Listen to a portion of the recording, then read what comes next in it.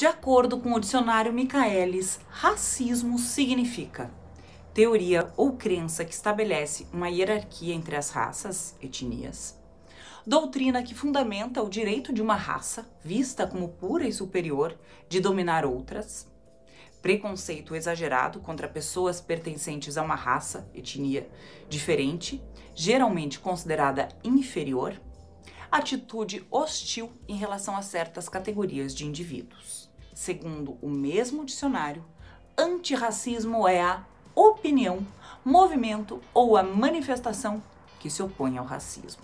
Eu sou a Fafá, atriz e contadora de histórias do canal Fafá Conta, e quero trazer alguns pontos para a gente pensar sobre como a literatura infantil pode servir como um instrumento para a luta antirracista. Bora lá refletir comigo?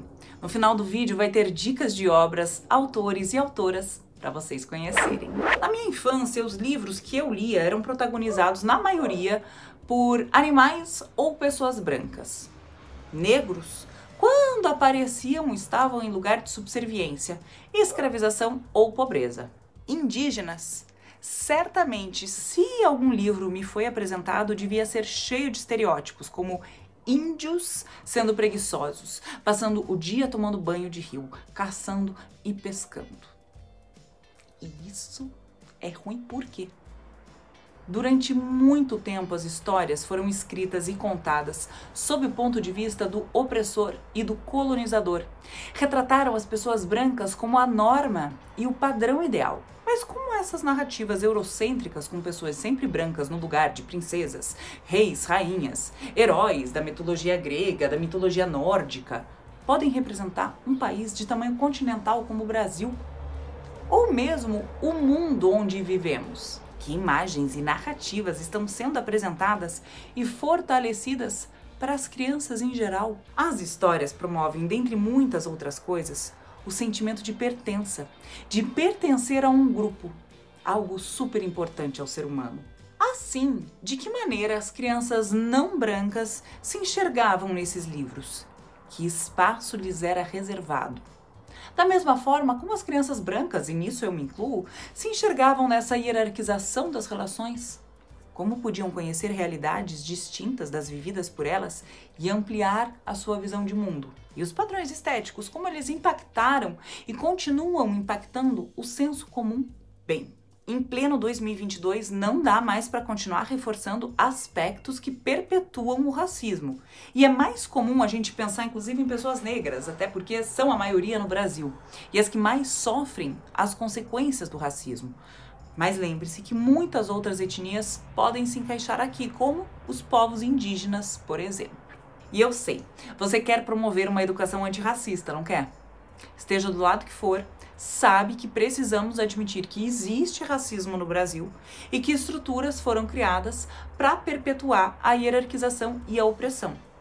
Então eu vim aqui trazer alguns elementos para te ajudar a conhecer e selecionar bons livros e histórias para apresentar às crianças. E para você também. Atente-se à maneira como as pessoas não brancas estão sendo retratadas no livro, tanto em relação ao texto quanto às imagens. Elas têm protagonismo?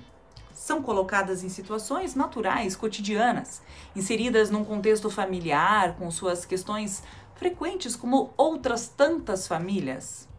Apresentam conflitos comuns às infâncias? Tratam de ancestralidade, fortalecendo suas origens? Ou estão ali para servir um personagem branco, ou ainda para reforçar os lugares que sempre lhes foram reservados dentro de uma estrutura racista? Estão trazendo um olhar positivo? Precisamos apresentar livros que mostrem a beleza do povo negro, por exemplo, que reforcem que suas características mais comuns, como cabelos crespos, lábios grossos, narizes largos, sua cor, são bonitos. Apresentar outros padrões de beleza além do eurocêntrico normativo. Mas isso pode ser falado sem tratar do tema em si e fica muito mais interessante. Esses são elementos que podem ser mostrados em ilustrações ou na forma como o texto descreve características dos personagens. Não precisamos nem devemos ficar limitados às histórias que trazem apenas a temática racial, fortalecendo os aspectos físicos, que falem só de cabelo e cor de pele, por exemplo. Esses aspectos são importantes? Claro, São sim, e eu já falei que são, mas a gente pode ir além, a gente pode deixar a coisa mais interessante. Então eu vou te dar umas dicas de como analisar e escolher livros sem se limitar. Que tal um livro que apresente heróis ou heroínas da mitologia dos orixás? Orixás são deuses da mitologia iorubá. Ué, a gente não conta mitos de deuses nórdicos e gregos como Thor e Atena? Bora ler histórias de outros deuses e deusas, como Iemanjá, Oxóssi, Xangô, ou mitologias indígenas, como Tupã e Jaci, um deus e uma deusa tupi-guarani. Ou ainda a história de Chopai, o primeiro pataxó a surgir na terra a partir de um pingo de chuva. As mitologias dos orixás ou mitologias indígenas costumam estar ligadas à força da natureza e são belas histórias riquíssimas que falam de saberes ancestrais com origem na tradição oral. Apresentar livros de príncipes e princesas negros ou indígenas também é muito válido. Famílias ou crianças vivendo suas vidas como tantas outras famílias brancas, convivendo, indo à escola, fazendo festa, passando por situações de aventura, descobertas e conflitos, além dos ligados às questões da raça. Vamos dar um passo além? Procure livros escritos e ou ilustrados por pessoas negras ou indígenas. Histórias sendo contadas do ponto de vista de quem vive as situações certamente vai trazer um outro olhar. Lembre-se que esses são livros e histórias para ler e contar durante todo o ano, sem que precise de uma data específica para nos lembrar desses temas. Livros legais, inclusive, para presentear. Tá, agora que eu já falei tudo isso, você deve estar pensando: Fafá, me ajuda dando nomes para começar a nortear essa busca. Então anota aí, ou pode só copiar e colar, porque eu vou deixar os nomes na descrição do vídeo para facilitar. Kilsan de Oliveira, Ondiak, Eliane Potiguara, Daniel Munduruku, Otávio Júnior, Sônia Rosa, Bel Hooks, Rogério Andrade Barbosa, Cacá Verá Jecupé, Aurita Tabajara, Heloísa Pires Lima, Iguarei Yamã, Rubem Filho, são profissionais que trabalham com literatura infantil e vale muito a pena você conhecer. Livros?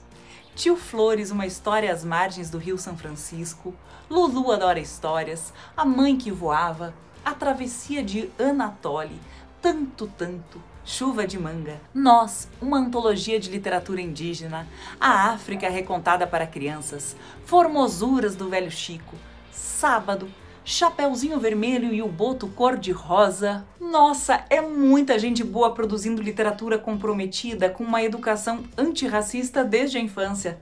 Então, para não me alongar muito mais, bora lá para nossa rede de carinho? Eu vou abrir um tópico por lá para que possamos trocar mais dicas. Eu quero saber o que vocês estão lendo e descobrindo por aí e conhecer as suas indicações.